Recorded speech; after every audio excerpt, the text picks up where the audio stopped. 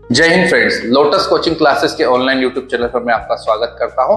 आज हम पढ़ेंगे difference between metals and non metals. धातु और अधातुओं के बीच में हम आज अंतर स्पष्ट करेंगे। ठीक है, तो एक साइड हमने धातुएं लिख रखे, मेटल्स लिख रखे, मतलब मेटल्स के विषय में सारी चीजें लिख रखी है। एक साइड हमने नॉन मेटल्स लिख रखे हैं। ठीक है, तो ध्यान दीजिए मेटल्स एक्चुअल में होते क्या है। ठीक है, मेटल्स मतलब धातुएं क्या होती है, तो जिनके आउटर मोस्ट सेल में 1, 2 और 3 इलेक्ट्रॉन्स होते हैं उन्हें हम मेटल्स कहते हैं। मतलब ठीक जिनके बाहर के कक्ष में 1, 2 या 3 इलेक्ट्रॉन्स रहते हैं उनको अपन मेटल्स कहते हैं। और नॉन मेटल्स क्या होते हैं, जिनके बाहर के शेल में 4, 5, 6, 7 इलेक्ट्रॉन्स रहते हैं उन्हें हम नॉन मेटल्स कहते हैं, उन्हें हम अधातु कहते हैं। ठीक है, और कुछ एग्जांपल्स मैंने मेटल्स के यहाँ पर लिख रखे, नॉन मेटल्स के भी लिख रखे हैं, जैसे कि iron, aluminium, copper, gold, silver, zinc, lead etcetera.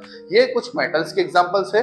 ठीक है, यहाँ पर नॉन मेटल्स के एग्जांपल्स लिख रखे हैं कि carbon, nitrogen, oxygen, hydrogen, sulphur, bromine और नोबल गैसेस। ये कुछ नॉन मेटल्स के एग्जांपल्स हमने यहाँ पर लिख रखे हैं। ठीक है, अब डिफरेंस इनमें क्या होता है देखते हैं अपन डिफरेंस। ठीक है, तो यहाँ पर कंडक्शन के माध्यम से अपन देखें तो जो मेटल्स होते हैं वो good conductor of heat and electricity होते हैं। मतलब जो धातुएं होती है वो विद्युत और ऊष्मा की चालक होती है। अब ये इसका मतलब क्या होता है समझिए थोड़ा सा इसको। देखिए मान लीजिए कि ये एक लोहे की रॉड है। ठीक है, इस लोहे की रॉड को अपन इस एंड पर अगर हीट देते हैं, मतलब ऊष्मा देते हैं, तो ये धीरे धीरे ट्रेवल, ये जो ऊष्मा है, ये जो हीट है, ये धीरे धीरे ट्रेवल करते करते करते करते इस एंड तक पहुंच जाएगी।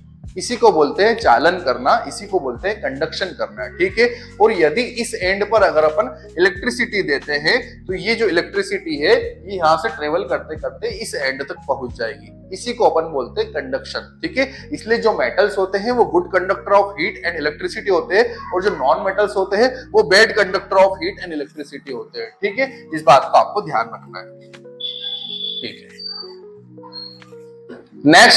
नेक्स्ट डिफरेंस हम पढ़ेंगे लस्ट्रस। ठीक है, तो जो मेटल्स होते हैं वो लस्ट्रस होते हैं। मेटल्स की जो सरफेसेस रहती है वो शाइनी रहती है, चमकते हैं ये। ठीक है, मेटल्स चमकते हैं, और नॉन मेटल्स चमकते नहीं है। इनकी जो प्रॉपर्टी होती है नॉन लस्ट्रस होती है, एक्सेप्ट डायमंड। अगर डायमंड को छोड़ दिया जाए तो बाकी के सभी जो नॉन मेटल्स होते हैं वो सब नॉन लस्ट्रस होते हैं, चमकते नहीं, उनकी सरफेस शाइनिंग नहीं होती है। ठीक है, तीसरा अपन इसके अंदर डिफरेंस देखते हैं कि जो मेटल्स होते हैं वो जनरली हार्ड होते हैं। ठीक है, metals are generally hard except lithium, potassium and sodium. अगर लिथियम, पोटेशियम और सोडियम को छोड़ दिया जाए, क्योंकि ये सॉफ्ट मेटल्स होते हैं, तो बाकी सभी मेटल्स क्या होते हैं, हार्ड होते हैं। और एक मेटल और है मरकरी। मरकरी रूम टेम्परेचर पर लिक्विड अवस्था में होती है। ठीक है, मरकरी, ठीक है, इसको हिंदी में पारा कहा जाता है। ठीक है, ये जो है वो रूम टेम्परेचर पर लिक्विड अवस्था में, द्रव अवस्था में पाई जाती है। ठीक है, और इसी प्रकार से अगर नॉन मेटल्स को देखा जाए तो नॉन मेटल्स जनरली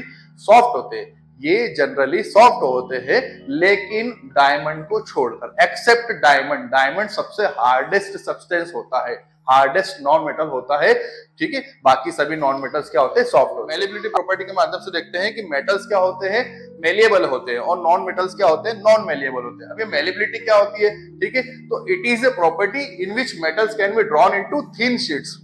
इसका मतलब ये है कि मेटल्स की ऐसी प्रॉपर्टी जिसके माध्यम से उनको पीट पीट कर चादर के रूप में बदल दिया जाता है, उसको हम अगाध वर्धनीयता कहते हैं, मेलिबिलिटी कहते हैं। तो जो मेटल्स होते हैं वो मेलिएबल होते हैं, और जो नॉन मेटल्स होते हैं वो नॉन मेलिएबल होते हैं। इनके अंदर ये मेलिबिलिटी वाली प्रॉपर्टी नहीं होती है। ठीक है, अगली प्रॉपर्टी अपन देखते हैं डक्टिलिटी। तो डक्टिलिटी के माध्यम से जो मेटल्स होते हैं वो डक्टाइल होते हैं।